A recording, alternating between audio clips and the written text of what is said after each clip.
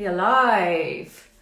So, hello to anybody that is here. We have got a live session now with Andre, all about Demidov and Demidov's acting technique. So, just wait for him to request to join and we can get started. Hello, Shanae. Okay. Hey May, how you doing? Hi Aaron. Hey Sukesh. Nice that you guys are here. Hey Kelly. Good morning. Hey Rahul. Yeah, loads of people. This is awesome. So today's a really cool opportunity because we're going to have Andre come in and talk about, here he is, Demidov Studio London, hey. There we go. Hey, so nice you're here. Hi, Wanton Wizard. Hey, Butter. Hey, how are Hello, you? hello. Hi, Andre.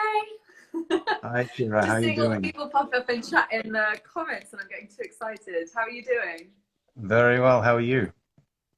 I am good. I'm really excited for this session. So I was just explaining that this is a really cool opportunity where you're going to be sharing a bit of an introduction about Demidov and Demidov's technique. And I think it's really exciting because until we met, I hadn't heard of Demidov's technique.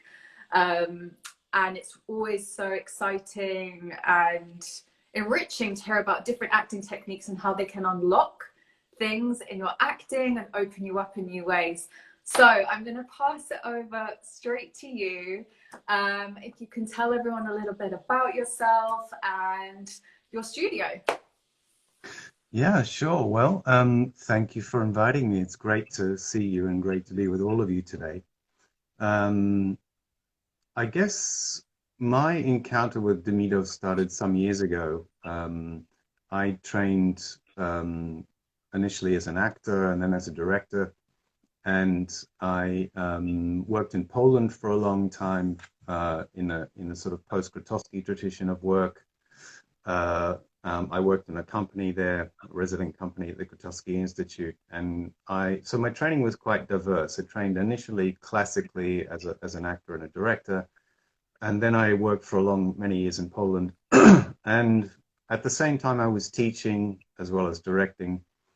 And I teach here in London at various drama schools, mainly at Central, and which I know you trained at as well, Keira, right? Yeah, You trained at Central, which is and a we must nice have, synchronicity. and we must have just missed each other there Yeah. somehow.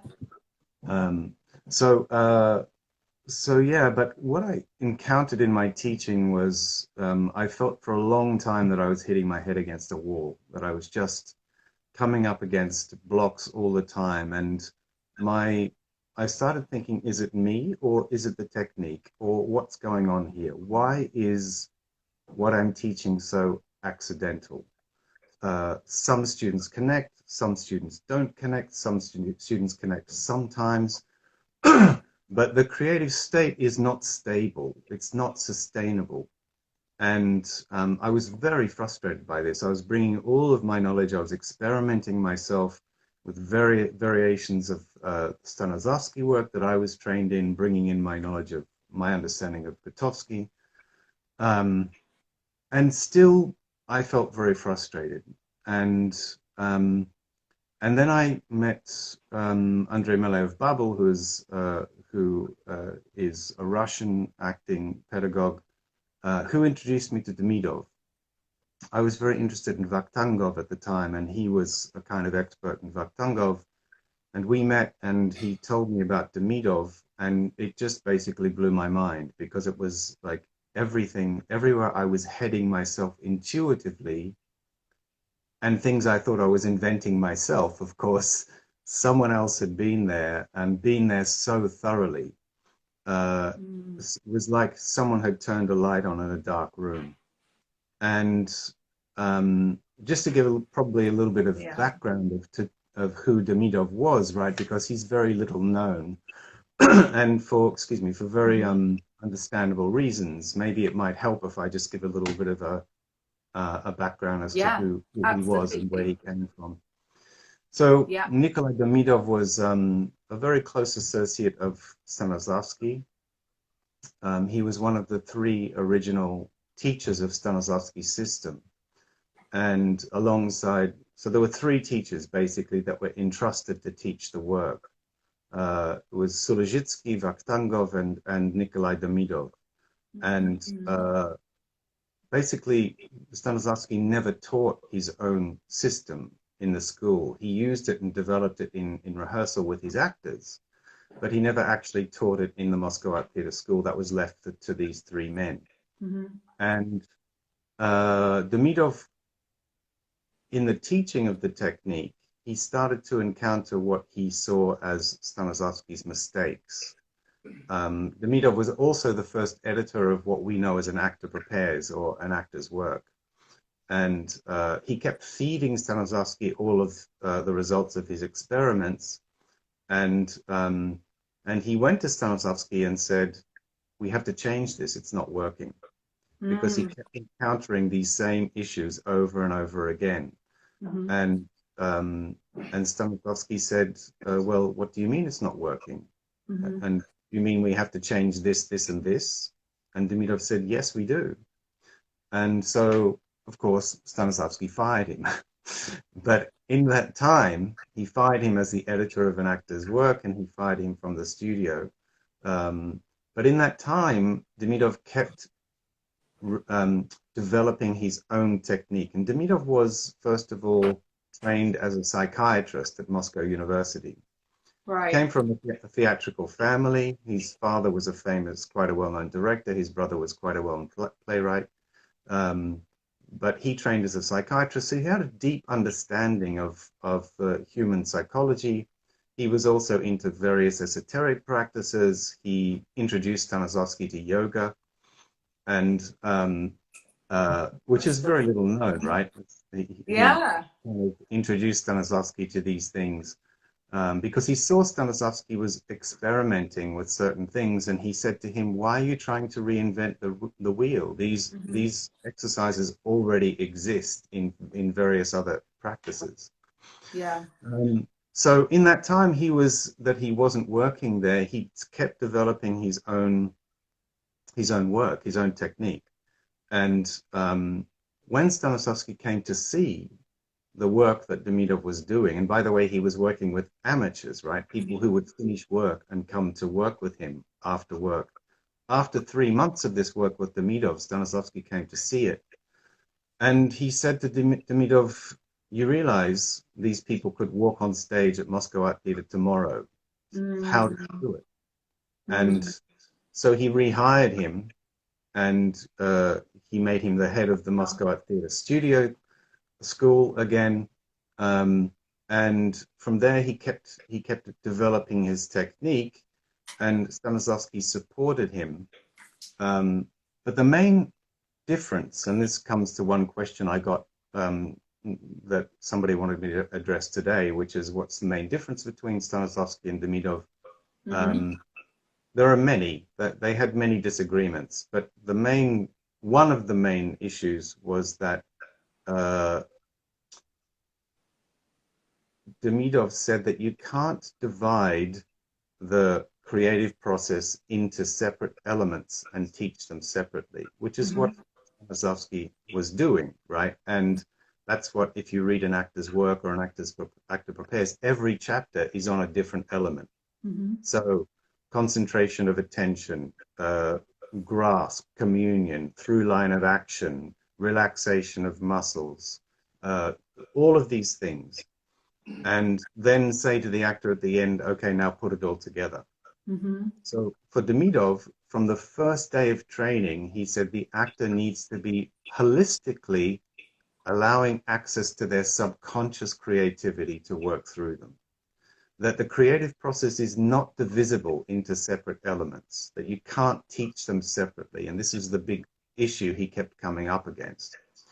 So he developed what he called then the Demidov etudes. and you've done a little bit of this, Kira. You very kindly invited me to come to work with some of your students, right? And so Yeah. we had a little bit of a taste of what those etudes are. Yeah. Um, so it's very different from a Stanislavski etude. So, if people are familiar with working with a Stanislavski etude, let's say in active analysis in his later work, you and a partner would be given everything, right? All the circumstances, what you want from each other, time of day, the temperature, where you are, all of those things, and then you would improvise the text. Mm-hmm. So in a Demidov etude, it's completely the opposite. The teacher would give you 1 or 2 lines of text and nothing else. Mm-hmm. And you would repeat that text a few times without informing it with anything, and then toss it out of your head. And then we just give in to the first experience, the first impulse, the first reaction, and we give ourselves complete freedom to speak when we feel like speaking, to do what we feel like doing. And what we're doing in these etudes, what we're training here is our perception, our intuition, and trusting that what's working through us, the forces that are working through us subconsciously, are absolutely correct. And the more the actor learns to surrender to that first experience, the more freedom they find in their work, and the more truthful they become.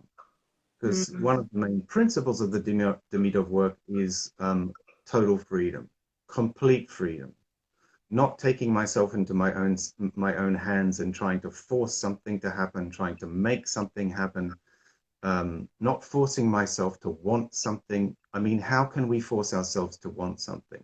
That, in my opinion, is complete bollocks. You can't make yourself want something. You either want it or you don't. But that wanting comes from a deeper place than my intellect deciding that I want it. So this is the training in this work, in the very beginnings of this work, the foundational etudes, which are the main, let's say, scale or device of the Demidov work, is learning to give ourselves complete freedom. And in that way, we are also training our perception, what we perceive. What we perceive gives me what I do. And the reason we don't work with, let's say, actions and objectives in this work, and by the way, this is also something that Stanislavski left behind. He continued to develop and grow in his work, and he let go a lot of this stuff. But unfortunately, the people who followed him grabbed onto it and held it, which is why we have the various permutations of Stanislavski we have today, who are still holding on to a particular state of Stanislavski's work. But the reason that we don't work with things like actions and objectives is because Demidov said, and I happen to agree with him, an action or an objective is a result of what I perceive. So, for example, if my action is to close the door because I'm cold, if I don't perceive the draft, I have no desire to close the door. So it just becomes an empty mechanical action. So first of all, first comes perception, and then perception gives me what I do. So this kind of some of the kind of fundamental differences. I'm only just scratching the surface, but it was really those main differences, the main problems that Demidov himself in teaching the work kept coming up against when he was teaching Stanislavski's so-called system. Yeah, that's really fascinating, because loads of things that just come up and I'm like trying to remember, or the different points and all the different things I want to ask you. Firstly, I think it's fascinating that they worked so closely together. Stanislavski is so well known and is really, like you said, there's so many offshoots of acting technique that come from a Stanislavskian system, yet Demidov is not. And it's kind of bizarre, like these two passing ships who worked together, might not have always agreed, but clearly admired each other's work. And yet one has kind of been pushed to the side. So it's so wonderful that we're talking about Demidov's work, and that you're sharing these amazing lessons which have already been out there but just weren't as known to many of us.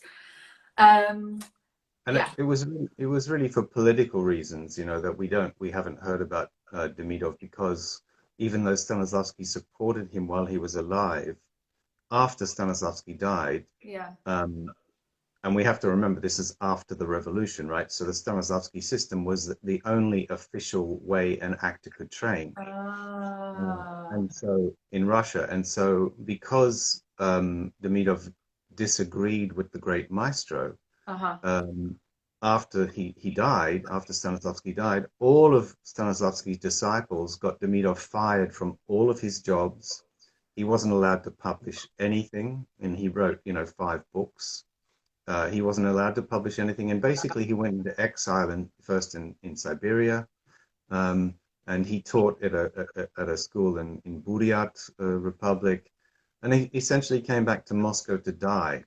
Um, but his Gosh. teacher, some of his students, you know, kept the work alive in secret. They secretly published some of his writings. Mm. So this is why no one today has heard of Demidov. But Mm. interesting thing is that in in the original preface to Stanislavski's book, he wrote a paragraph which has since never been published in English, which said that Demidov was the only teacher who fully and truly understood the system. And Really? Oh, yeah, wow. and the final chapter in an actor's work or an actor prepares on the subconscious was a concession to Demidov, because Uh, Demidov said we have to have that in there. But that final chapter actually negates everything that comes before it. yeah. So so the book is kind of useless in a way. And Stanislavski said himself, you know, this book is going to do more harm than good. And in my opinion, it has. So I want to kind of pose a question to everyone who's listening right now, because something that you mentioned earlier about your own experience, I think is, I'm sure a lot of actors can relate to. And that is learning a system or learning something and thinking, is it me or is it the technique? And sometimes I'm kind of opening up and hitting something and it's amazing. And other times it's not there. And so if you've felt that, just can you put, or if you have a frustrated face in the comment section to let us know, or tell us about your experiences with that too, because I think it's an interesting thing to think about, to kind of critically and analyze your own experience within acting and say, is this working, is this not? And then you seek further answers, and then you've landed on this technique which you said was already kind of where you were going, and then you realize these questions had already been answered. So something I want to talk about in a little bit more depth, if it's okay, is the subconscious. So obviously with other techniques and having your immediate circumstances, there's a lot as the actor, you know, right? Because you can see it in the script. This is the environment that's in. And so there can be kind of a temptation to control everything and say, okay, I need to show all these different aspects of it. And so sometimes intuition or feeling or the moment can become very elusive, even though we kind of know that's what really holds the power in the Yeah, craft. So can you tell us a little bit more about how the subconscious comes into play and how it yeah, frees up the actor? yeah. Well, the subconscious is always in play, right? I mean, we can't avoid that. Nature Yeah. is always working through us. It's just about whether we allow it and surrender to it or not. Mm. Um, and the ability to enter and sustain a creative state is where we start right at the beginning with this work with the tudes, um, and um, and you know, there are many things that educate us out of not surrendering to the truth of what's going on for us right now. And you know, life educates us out of it because we very rarely give in to the first impulse in life, to the first thing that we want to say, the first thing that we want to do. Yeah. Because why? Because we want to get through life in one piece, Yeah. right? We don't want to offend people. We don't want to get beaten to death. We don't want, you know, whatever it might be. So we learn to put the brakes on. Mm. Or a big emotion arises and we put the brakes on it because we don't want to feel it. Um, and sadly, I have to say, in some drama schools, we also learn to put the brakes on because we get told, no, no, no, that's wrong all the time. Right. And it's very, very easy to destroy an actor's faith in themselves. And I believe that's actually criminal. Yeah. So, Can you just touch on what you mean by that? Because I think that's a really interesting point. An actor's faith in themselves. yeah, because we lose faith. It's very easy to squash an actor's faith, right? That the actor is always, you know, through whatever means, through the way they've been trained, through, you know, their own backgrounds, their own histories, that they learn not to trust themselves. Mm-hmm. And they learn not to trust their first impulses, their first experiences. Why? Mm-hmm. Because the director wouldn't like it, the teacher wouldn't like it, my character wouldn't do that, all of that stuff. Mm-hmm. So we take a step back from that. And one of the fundamental principles in this work, in the Demidov work, is restoring faith in the actor's own talent. Wonderful. Faith, That's amazing. faith in the actor's own talent and the actor's own ability. Mm. And that means surrendering to whatever is coming up, because that is my truth. Mm. Now, we don't worry in the beginning stages of training whether my character would do this or my character wouldn't do that. That's bollocks. We just come back to the very, very beginnings of surrendering to whatever it is that's there, no matter how mundane it might feel. We have to re-educate ourselves to surrender to the truth of what is coming right now in this moment. Yeah. And slowly, slowly, the actor starts to, with help, right, re-establish that faith in their own talent, that nature is going to serve me what I need in the moment if I leave myself alone, if I don't try to make something happen, if I trust that whatever is happening in me right now is correct Yeah. and is right, is the truth. I think that's And such an interesting, and the reason I'm grinning is because it's so simple, yet there's something could feel very kind of vulnerable about that. It can feel like yes, the rug's taken away when you just go, okay, I'm not going to push. I'm not going to try and create something from nothing, but just let it come. yeah. We see It's it all the time, Keira. We yeah, see it all the time in a lot of acting, right? And we see it on our stages, that we see that an actor feels like the character, right? Feels like doing something, but the actor kind of puts the brakes on, restrains it. And yeah, then what happens? We get a little bit of physical tension in the body, and we can't we can't sense the impulses that are flowing through us naturally. mm, Um, and so that's why it's really important from the first day of training to start to learn to trust what is there, no matter how banal or mundane it might seem. And the more faith, the way that faith grows in us enables us to surrender more and more, because we know nothing bad is going to happen. Nothing's going to happen to us except that we start to experience what it means to be free, what mm, it means to be actually free as an actor. And when you get a taste of that, you don't want to go back to everything that was premeditated, analyzing the crap out of everything and then trying to make that happen in the scene in the moment, mm, because that's going to be dead on arrival. We mm, want to come back to, there are forces that work through us, that if we leave ourselves alone and we trust, that's part of our talent. That's faith also, trusting that there are forces bigger than us that work through us, that are also us. yeah, Our ancestries, our histories, how I'm feeling in the moment today, the impression I'm getting from my partner, the temperature of the yeah. room, whatever it might be. All of these things happen, but they unfold on their own without my interference. I don't have to do anything except take my hands off the wheel and let it drive. I Right? guess that's also kind of comes into the subconscious thing as well. We're having all these different things stimulating us at any given moment, but we're not actively saying, oh, the temperature's this, I've got to act like this. It's not a choice, a conscious choice. It's just subconsciously coming through Yeah, us, influencing us, which then Yeah, creates the truth.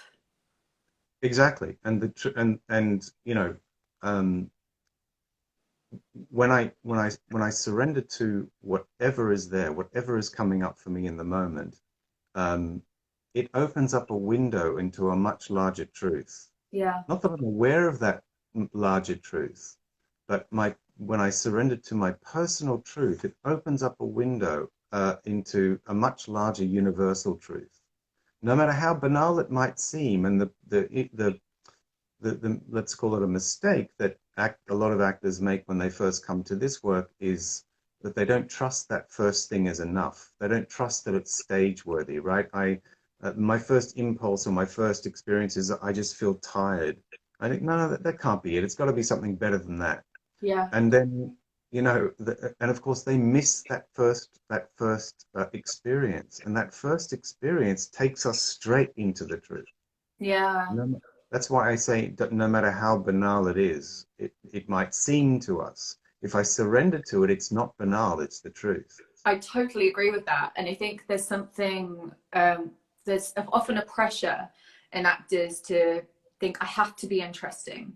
I really Yes, have to. And in doing so, it's trying to create something of interest, which if we as an audience can see it's premeditated or it's put on, it's never going to be as interesting as something mundane or banal, but that's being lived, yeah, truly lived. And I think we spoke about this before about if an animal is on stage, then because they're really living and they're led by impulse, they're always fascinating to watch. And think about how much we watch animals.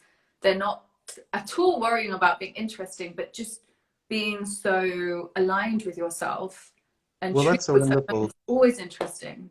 it's a Yeah. wonderful I may have told you that story already, Kira, but there's a wonderful story in the book that Demidov talks about, which kind of helped him in the beginning of developing this work, was that he went to the regions in Russia to see some show, and you know the actors were kind of grimacing and yelling, and it was very hammy.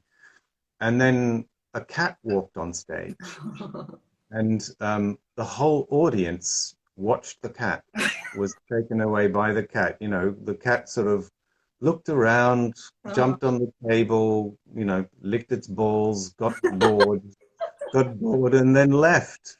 But why was the whole audience's attention taken to the cat? Because it was doing exactly what it felt like doing.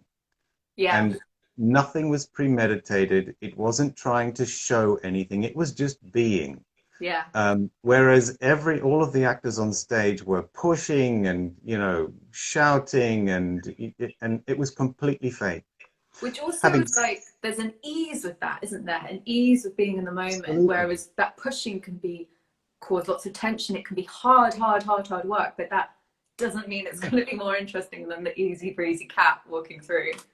Yeah, and the flip side of that is that, I've worked with in this work, I've worked with actors, in my lab group, for example, where when we were still working on Zoom, where they would be in the middle of an etude and one of their animals would come in, and it just became part of the circumstances. It just Mm, became part of the circumstances. Why? Because there was a greater artistic truth happening than greater than anything the animal was radiating in mm, terms of its ability to be free. Because mm. the actors were being truthful and really living in the moment. Yeah, The animal just became part of the circumstances yeah. because there was a greater truth at work. That makes complete sense. And so essentially, rather than there being like this world around you of the scene, you're breaking through that, opening up. So anything that happens then becomes it's in your world, which, Anything, yeah, love that. anything. Yeah. And um, that's why in the beginning we start working with uh, learning to surrender, we work intentionally with very simple texts, nothing complicated, Mm-hmm. nothing emotionally provocative in the beginning. Mm-hmm. Very simple texts so that we start to unlearn some of these habits that life teaches us, and also, sadly, some drama schools teach us, right? Um, that we always, as actors, have to be doing. Do. You know, we have to know what we're playing. We have to know, you know, every single moment what we're doing. Well, is that true? No, I don't know what I'm going to say next now, right now. I don't know what I'm going to do next right now. It's Right. exactly the same process on stage. Yeah. You know, that we we learn to give into this moment and not to rush, because that's another problem that I encounter all the time with actors, that they're constantly rushing, constantly ahead of the impulse, constantly ahead of what they feel like doing, speaking when they don't feel like speaking yet, just because the partner just spoke to me. Right. Because we have this pressure that we have to fill the space all the Yeah. time. Yeah.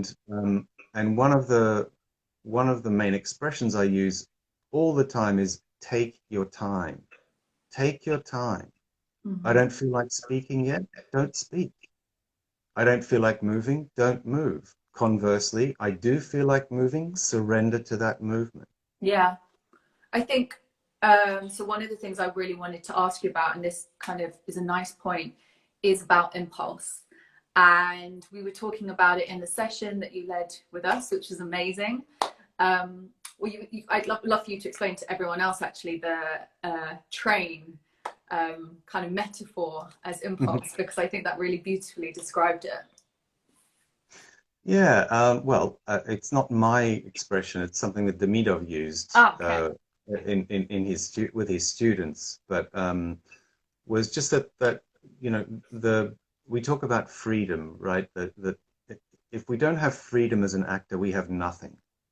And many times we get an urge, right? We get an urge to move, or an urge to speak, or an urge to do something, Hmm. and we don't follow it.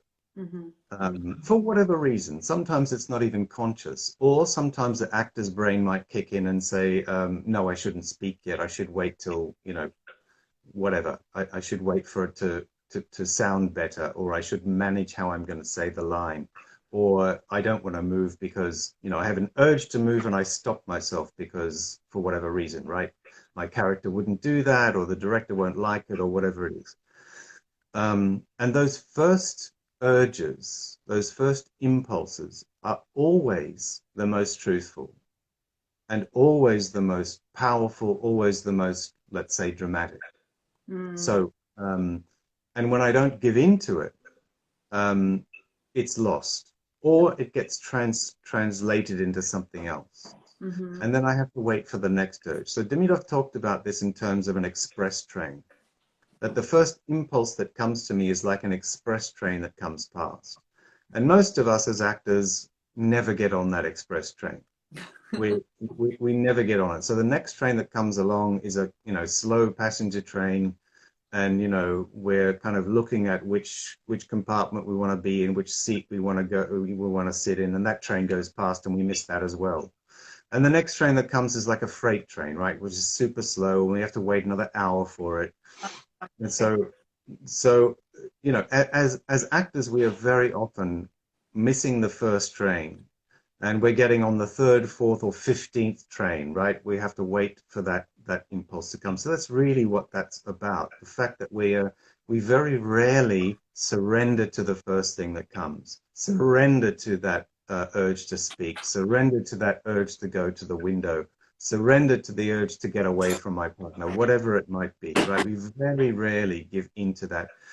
And very often we don't even notice it. It's so ingrained in us not to surrender to the first thing. As I've said, right? As I've said, from life, life trains us, educates us not to give in to the first impulse. Yeah. And, you know, and so the brakes kick in when that first impulse comes. So this is one thing that we start to unpick. We start with that very first, very gently from the very first lessons, just to learn, right? To surrender to that first thing, no matter what it is.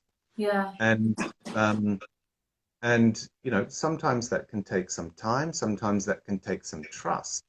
Uh-huh. And that comes back to the issue of faith. Having Yes. faith, having Yeah. faith that what is there is the truth. and what is there is correct.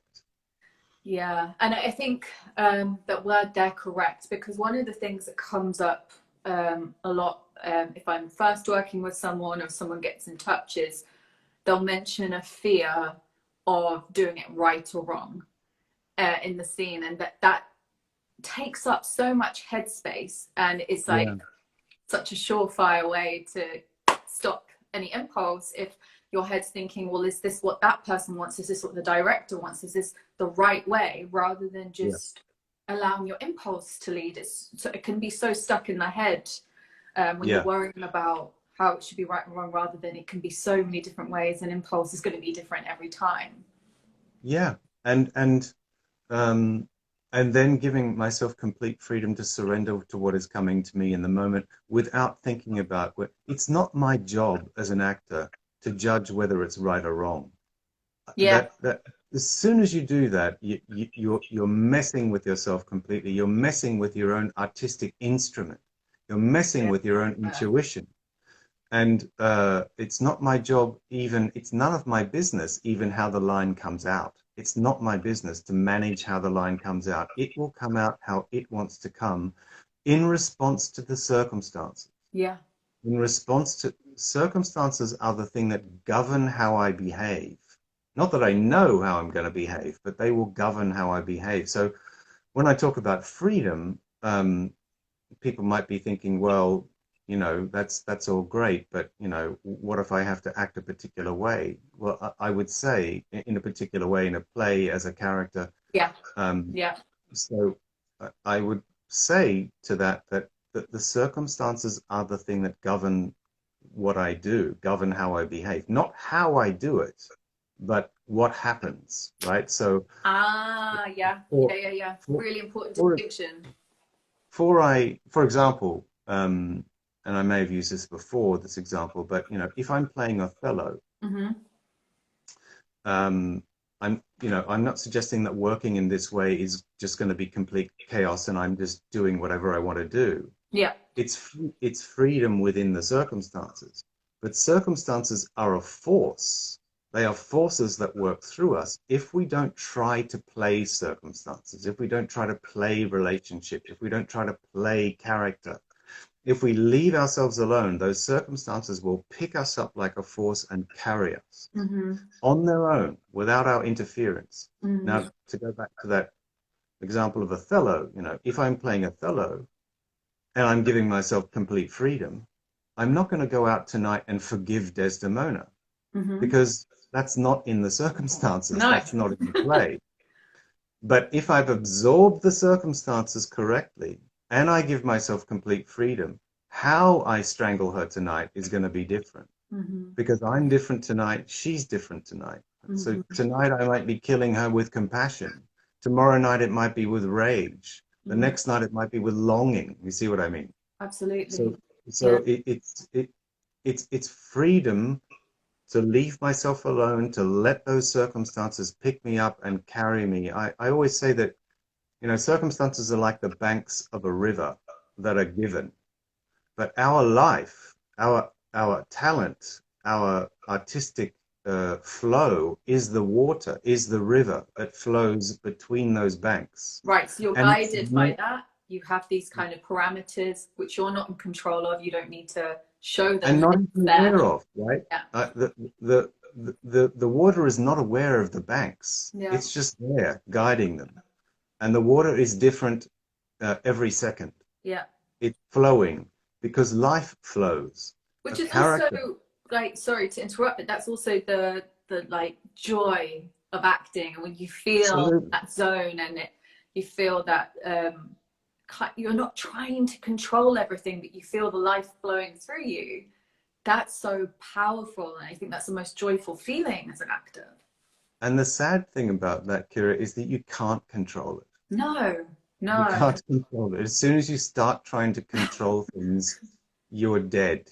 no. You are It's a dead. classic thing of, if a moment goes really well, and then you're rehearsing and you try and do it the same way, it's not going to land the same. So No, and that's one of the big, beautiful genius developments that Demidov uh, created was the idea of and the practice of what he called inexact or creative repetition.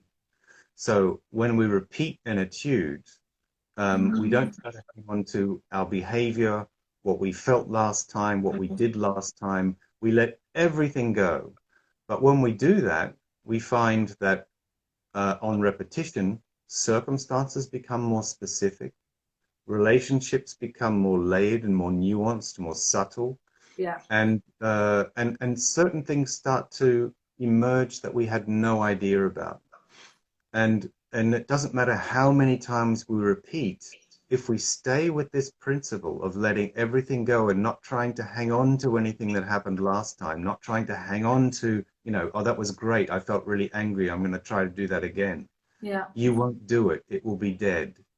But if I let go of it and trust my own intuition, trust my subconscious creativity, you will find that character keeps developing and growing on its own without me having to do anything. That circumstances become more pointed, more specific, more alive to us each time we repeat, which after all is what a rehearsal is, right? It's an exploration. It's a Yeah. constant repetition. Yeah. But if we try to nail it on the first rehearsal, if we try to create the opening night on the first day of rehearsal, it's going to be dead Yeah. because it's impossible to repeat the same thing twice. It's impossible. It's against nature. It's I think against nature. also trying to have a finished article from the get-go means that you are putting limitations down. You're making so many Absolutely. decisions before you've had that time to explore, Yeah. which immediately kind of closes it in. So yeah, that makes complete sense. And that is the beauty of exploration and rehearsals and really finding the character and finding the truth. Yeah, and no matter how, even during the run, right? It doesn't matter how many nights Yeah, I'm playing it, it still continues to develop and grow because evolves. the character is a living being. It's not Yeah. something dead and created. And the idea that we can build a character, which is that terrible misunderstanding of Stanislavski's second book, is completely misguided. We don't build a character. We can build a car, but a car Okay. is dead. Car is dead. A character is a living being, and Yeah. it will continue to develop and grow and explore different aspects of itself as long as we don't try to play it or hang on to it or try to make it something. Yeah. That comes back to the lack of trust. Yeah. Um, and and uh, and the lack of faith that whatever's working through me is not enough. And I always say to actors, you are enough. Yeah. Everything is in you. Everything you need is in you. The Mm. character is in you. Everything is that you need is inside you and is working through you. And once we can really um, what commit to what Demidov calls the lump of faith, which is a rather clumsy translation, but the lump of faith in oneself. Um, Miracles happen. I see it every class. I see it every class with every group I work with. And I call them miracles because they are, because something is alive when the actor Mm. truly trusts themselves. Those special moments. Love them. Yeah, I have a couple of questions actually please, from please. people who submitted them on the chat. And if anyone watching this has a question, please pop it into the comments.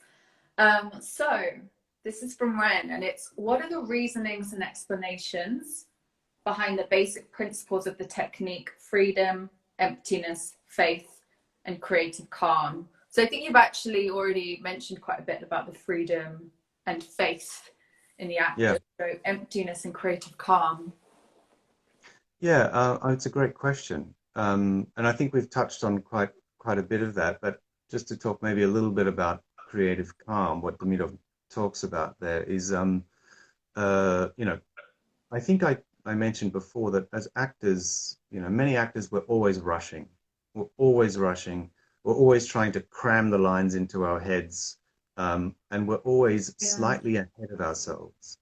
And what Demidov says, and this is one of the what he calls one of the principal cultures of the work, is calm.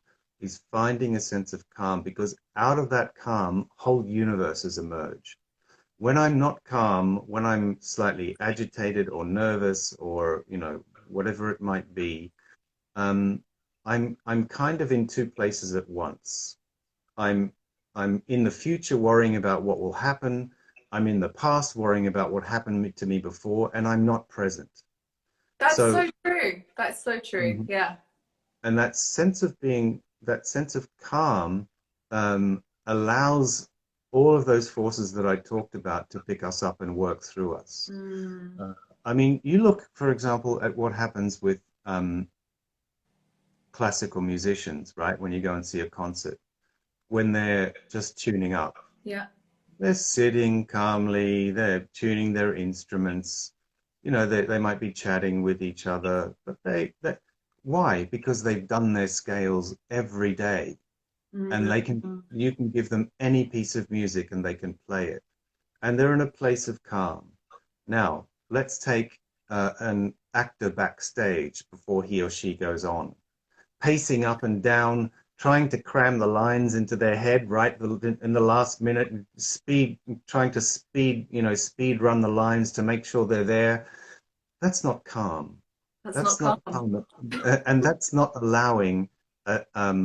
allowing myself to be fully here and now. Yeah. And it's what Yeah. I talk about with actors rushing. When I rush, I'm not singular, meaning I'm not in this moment, in the here and now. Yeah. And as soon as that happens, I'm in two places at once. And when I'm Yeah. in two places at once, I cannot experience the truth of anything. And So also to add to what you were saying about the faith of the actor, I think when you're and I've definitely done this as well, kind of panicking before going on stage, but you're also kind of signaling to yourself that I'm not as prepared as I should be, or it's feasible that I will forget my lines, which is kind of not giving yourself the faith that will help you to be more present in the moment. yeah, and you're not connecting with you're not allowing um, the character, which is you, by the way, Yeah, to be present. You're completely in your head worrying about what's about about to the actor. happen, or what happened last time. Yeah. And in this way of working, we have a different way of learning lines, right? We call it assigning the text, assigning it to a deeper place. We're not trying to cram it into our short-term memories. Mm, And I mean, I won't go into the details of it now because maybe it's not the place to do it, but it's a different way of absorbing the text. And mm, once it's assigned, I forget it. I mm-hmm, don't try and remember the text. I don't try and bring it to memory. mm-hmm, When it's well assigned, it will come to me on its own. mm, And it will come to me in exactly the moment when I need to speak it. yeah. So there is no that there is no place uh, in our creative process for rushing. And when we rush, we are not calm. When we are worried, when we're anxious, we're not singular. We're not able to be present for ourselves. We're not allowing the character to be present. We're not present for our partners, and we commit the cardinal sin, which Stanislavski was completely right about. I don't see my partner, and I don't hear my partner. Mm, And so what happens then? I'm not able to respond truthfully to what's happening now. I'm responding maybe, to the way my partner said the line yesterday. Even though she said it differently tonight, I'm responding to the way she said it yesterday. So I yeah. didn't hear anything. And sometimes that even goes as far as I'm responding to my own idea of how that character would say the line, Exactly. completely not to do with the other actor. Yeah. Exactly. Exactly. Yeah. Exactly. So it's a process, right? And we take our time with it, but there are certain what Demidov called cultures, but we might call them principles, right? Of calm, of taking our time, of surrender, meaning allowing that first experience, that first reaction to be fully present and to give into it no matter what it is, right?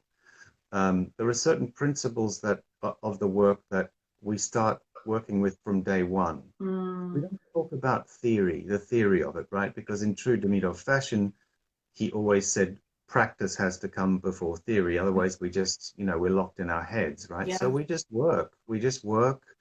And then, then we might talk about what's been happening, and slowly some theory gets introduced, but always in retrospect.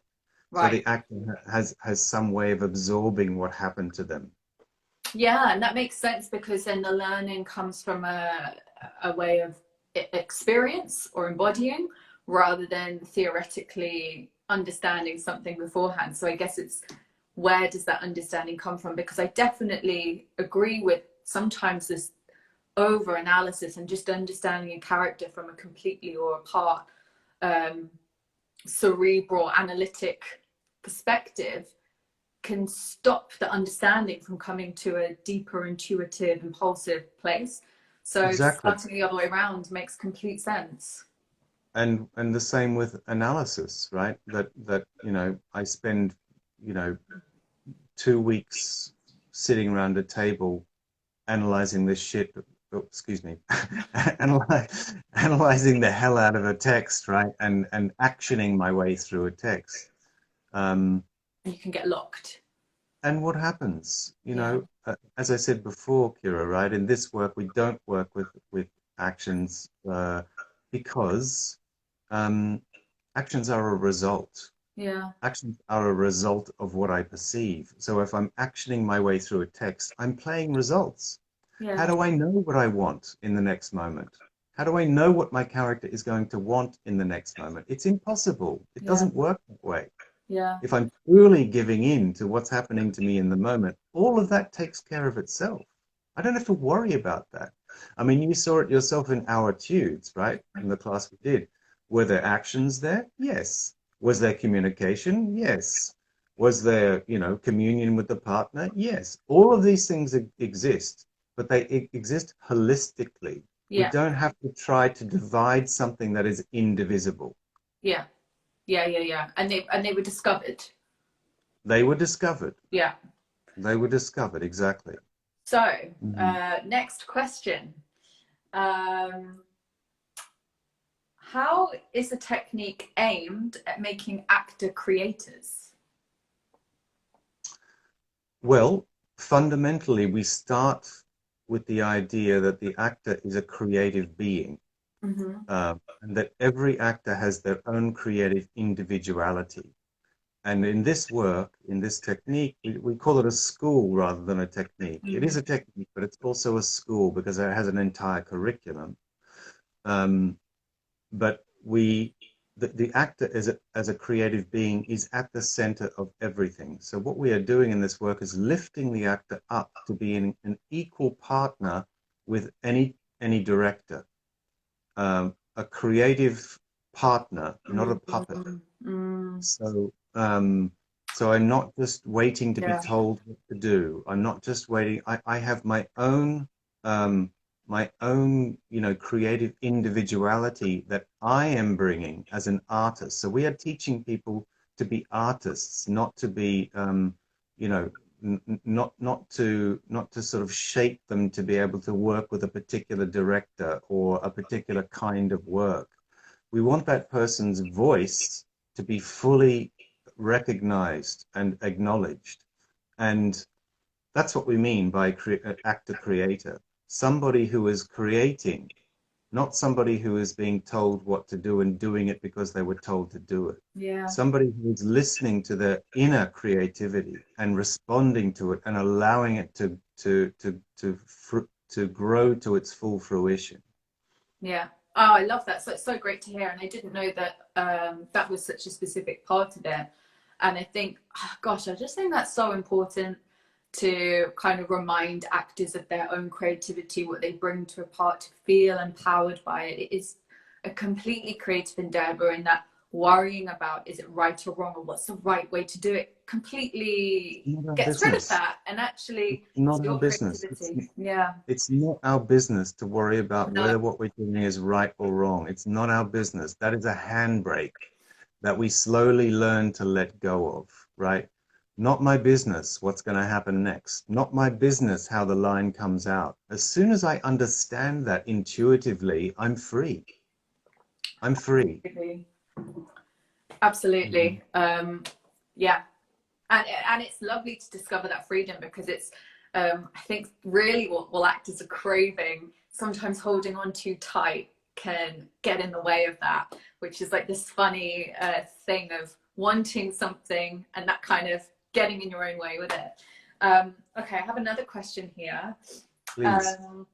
With Demidov's psychology background, how did he remove obstacles standing in the way of the actor's subconscious creativity? So obviously you've spoken a lot about that today, and it's actually one of the things that struck me in talking today, which is I think is really interesting, is I think, and this probably comes from my own ignorance of having a psychological background, I kind of think, oh well, might be really analytical. And it's really interesting because there's so much freedom in this technique of not defining every single thing. Yeah. And I just think that's really interesting. Well, Demidov was quite a genius in that way, right? Because it's quite an elegantly beautiful way, and he also understood pedagogy. He understood actors from the inside out, and he understood, and his background in psychology and psychiatry was also, enhanced by, he was a very serious yoga practitioner. He was into various, Eastern esoteric practices. He was a friend of Gurdjieff. I don't know if you know Gurdjieff, who was like a Russian Armenian mystic who learned from the Sufis. And so there was a spiritual also element to this work, and the way he constructed it was because he had such a deep understanding of the creative process and also the obstacles that actors encountered. The way he constructed the work is very elegantly designed to allow actors to discover certain things for themselves without calling them out on what the mistakes are, overlooking all of the mistakes in the beginning and just reinforcing what was good about what they did, just reinforcing them and reinforcing that faith in themselves. And then slowly, just starting to pick a little bit at the obstacles that get in the actor's way. And slowly, without even mentioning them half the time, but very strategically and tactfully, allowing the actor to, because a lot of these mistakes, we call them mistakes, right? They resolve themselves. We're not, Russian Andre has this lovely phrase of saying, as teachers, we're not trying to pick the fleas off the dog, every flea off the dog, we're not trying to point out every mistake. There's a lot of, I'm sure you know this as well, Keira, right? That a lot of acting teachers think their job is to point out every mistake that the actor made. Right. No, wrong. Doesn't feel great. That's the surefire way to kill the actor's faith. Well, the fear sets in then, doesn't it? Absolutely. And it stops the freedom of trying things because of the fear of doing it wrong. Absolutely. So how do we lift the actor up?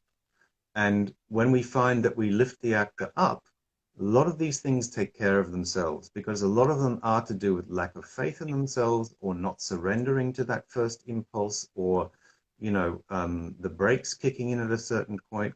All of those things, a lot of these things take care of themselves when we support the actor rather than trying to, be the person who's telling them what they did wrong all the time. It's a very different philosophy, it's a very different ethos, and it's a very different practice of acting. Yeah.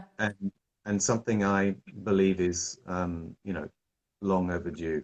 Yeah. That we really need right now. Absolutely. And I love, I have a group called the Empowered Actors Studio, and I love all of that about empowering the actor to feel creative, to listen to their own voice, to find, the confidence and the expression within that. And I think the actors, which are, the ones that we all have different actors we look up to, but the most amazing performances are when you see that someone is really aligned with their own impulse. And Yeah, it's not that they did it in the one singular correct way, it's just that they were true to their that's impulse, and exactly the it. character becomes three-dimensional, because That's killing impulse exactly it. creates archetypes or creates cliches rather than Absolutely. three-dimensional And people. telling the actor that the scene should go this way, that there's only one way to play the scene, Mm, mm, that's just death. That's death for the actor. yeah, What we can point them to is what happens in the circumstances and right. allow the circumstances to work through To them. feel through it. Yeah. So then we have, then we have the ability for the actor to surrender to the truth of what's happening to them, those circumstances that are working through them. If I tell the actor, the character should be doing this or feeling this in this moment, or God forbid, this is how you should say the line, right? It's dead. It's completely dead. Yeah. Um, and it's also not an organic, um, it's not an organic truth that's working through me. It just becomes mechanical. And sadly, we see that too much still, even today. Yeah, and I think that's an interesting thing of the way in which direction is given to an actor and how it can inhibit or how it can free. I've just spotted another question here. So I'll just read it out to you. Once you free your mind and live in the present, the text comes from yourself, no character. How to converge that yourself with the character's specific personality or traits? For example, you are sweet and the character is opposite. Well, I would say when you're working with a text that is not yours, you're working with a given text, and then you toss the text out, and then you're surrendering to that first thing that comes to you. There is a little moment of transformation that happens then, right? Because, if you and I, Kira, are working together, I'm given a text and I surrender to that first thing that comes to me. There is a little moment where it becomes, we talked about this a little bit before, right? That the character is there. It becomes that I don't disappear, but Yeah. there's also an aspect of me which is the character, Mm-hmm. which Mm-hmm. say is the not me, right? Because these are not my words. You are not my sister. Mm-hmm. We haven't just had an argument. Mm-hmm. So there's a little moment of creative transformation that happens that I don't have to do anything about. It happens on its own if I fully surrender to what's there. Mm. So it's not possible to play oneself, right? Unless the circumstances of the scene are exactly the same as my life. Um, and Yeah. and you are, and you are actually my sister, and we are actually in the middle of an argument. Apart from that, it's not possible to play oneself. Mm-hmm. There is always a little shift that occurs in us, a Yeah. little shift that occurs, a little transformation. And that's what we start to work with in this technique, right? Not talking about transformation. We don't even mention it. It's just a matter of surrendering to that first thing that comes, giving myself complete freedom to speak when I feel like speaking, to not speak when I don't feel like speaking, to do what I feel like doing, right? And not do what I don't feel like doing. Yeah. All of the rest of it takes care of itself. But just in answer to that question, that's what I would say, right? There is always this little moment of transformation into an aspect of myself which is also not me, right? Which Yeah. is some other being which emerges. Yeah. And I think with that, with the circumstances you said, which, kind of these banks on either side, the text provides that as well. So rather than having to show it, the text will already be saying things, like you said, which aren't your own words. They're maybe not what you would say in that circumstance, but you stay Exactly. truthful to those words. Exactly. I Exactly want to just so. thank you so much. Sorry, I just cut you off there, but I No, want to please. thank you so much for sharing all your wonderful insight. I mean, it's honestly been such an amazing session to have you here talking about this. It's such an exciting technique, and it's so exciting to hear about the life and vitality that comes from this technique. And I want to also steer anyone who is watching this to follow your Instagram handle, which is it Thanks. Demidov _studio_London. And if you want That's to right. just tell everyone a little bit about your studio so they can find out more information and how to work with you. Yeah, absolutely. So yeah, the Instagram account is Demidov underscore studio underscore London. If you want to know more about the studio, you can go to the website, which is demidovstudiolondon.uk. Um, and if you're interested in trying this work, I am running an introductory class or a taster class, which is happening on the 13th of November, Saturday the 13th of November. That's in person in London, Awesome. at our studio, and that'll be at 2 p.m. So that's a kind of introductory class, right, for people who don't know anything about the work, just to come and try it, to have a taste of it. So it's the 13th of November. If you want to go to the demidovstudiolondon.uk and just click on all classes, you will see all the classes listed there. There's also so we run introductory classes, one-off classes for people, and then there's a 4-week foundation course. So at the moment, there's one in person and one online. But the online we found, it still works incredibly well, we found over these months. So Yeah, I'm keeping the online classes going. Those are sort of more for people. I work with a lot of actors from abroad, but also for people maybe outside of London who can't get to an in-person class, right? So absolutely. um, Online's incredible for that, to building the yeah, community, sharing this work globally. yeah. So there is that. So there's the online foundation course plus the in-person foundation course, which is coming up. I think they're both in November, but you can find all those on the website. And if anyone wants to reach out to me, I'm very happy to have a chat to you if you have questions, more questions of your own. Very happy to talk to you about those. Oh, amazing. So everyone definitely check out the Instagram page and the website. And again, I just want to thank you for such just fascinating conversation. I'm so happy that we met and that I now know about this approach. Yeah. It And was so great to meet you, Kira, and thank you for inviting me to work with your students and for this conversation today. It's been wonderful, and it's great that you do what you do as well, right? I think that's really thank important you. that Thank you. you're opening actors out to to your own work and to various techniques that they might connect with as well. So thank you for that. Oh, thank you. Really appreciate that. So, everyone, I guess that concludes our session. If you have got any other questions or you're thinking, oh, I really wanted this answered, I didn't get my question in on time, either message me or message Andre so that we can get an answer to you, and enjoy. Wait.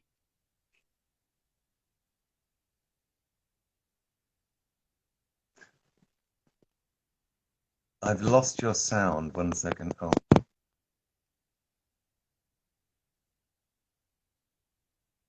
see you soon. Bye. See you guys. Bye bye.